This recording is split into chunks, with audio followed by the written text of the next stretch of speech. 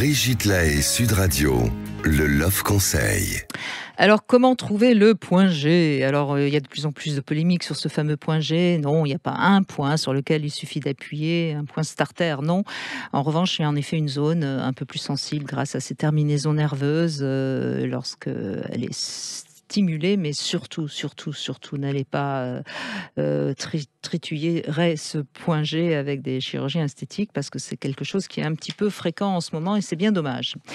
Vous pouvez vous-même, mesdames, essayer dans une position un peu accroupie, vous insérez un doigt dans le vagin, bien lubrifié, et vous touchez cette partie qui se trouve donc frontalement à quelques centimètres de l'entrée du vagin, et ça a à peu près la taille d'une pièce de 2 €. Vous allez, si avec un petit peu de sensation, vous allez peut-être sentir comme une petite boule, comme un petit renflement, et peut-être aussi avoir une légère envie d'uriner. Donc vous appuyez tranquillement, doucement, en mouvement rotatif et pas de manière constante.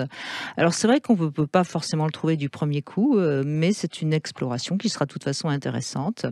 Alors les hommes peuvent également s'amuser à essayer de le trouver. C'est exactement la même chose, sauf que là c'est mieux que la femme soit allongée et avec peut-être les fesses légèrement surélevées par un coussin. Voilà.